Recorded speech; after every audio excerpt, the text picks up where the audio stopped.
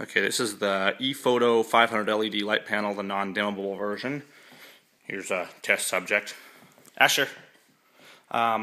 For compare, this is one of the 127 LED little battery-powered ones that we've talked about on Pro Photo Show. It takes 6 AA's. These are really cool. They're only about $30 or $40. They also make a 160 LED model.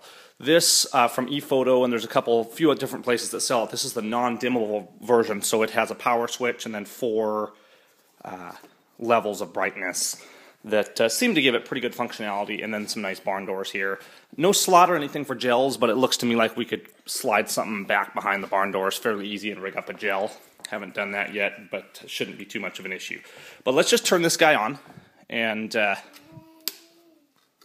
here is full brightness. So you can see it really cranks it out there. Let me just kind of aim it down at Asher a little bit. It does have an articulating head. And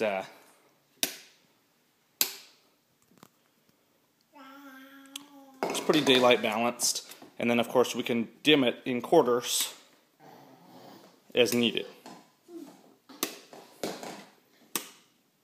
Okay, now to contrast that, let me just turn this guy on. These little guys are really bright. If I turn this on all the way, it's certainly not as much light on him, but it is a good little light. You could do some great video stuff, a little portrait work, that kind of thing with it. And I've actually even used this for lighting a 4x5 portrait. Bang for the buck. The LEDs on these little ones, they should be the same, but in point they seem a little bit brighter. I'm not sure why, but of course there's a lot less LEDs than on the big 500 LED ePhoto. These also come in 1000 LED. This one was right about 200 bucks, and this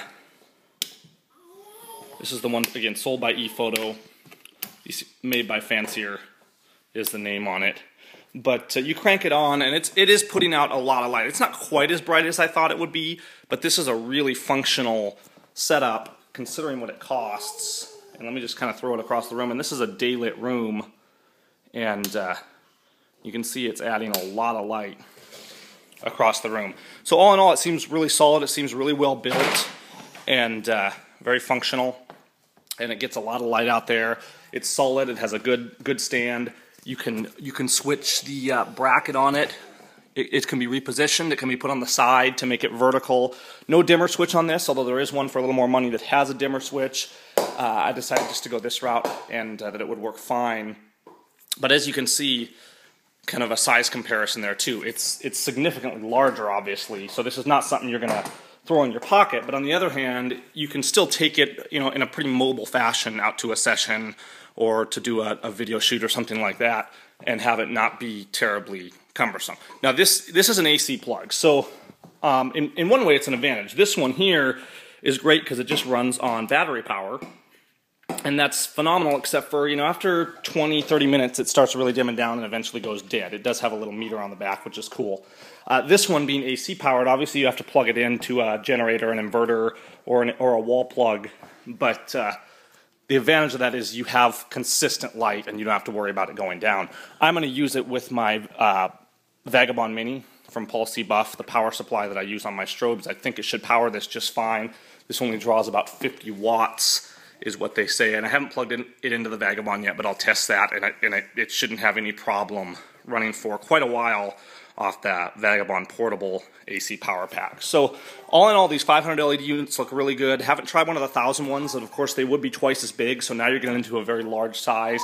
The 1000 LEDs seem to be running about 300, so I'm almost thinking the 500 might be an ideal size for general workflow type stuff in terms of carrying things on location and that sort of thing.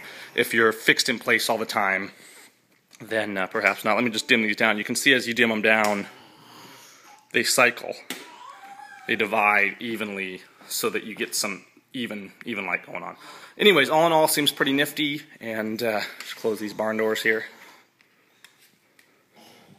Seems like a very functional light setup.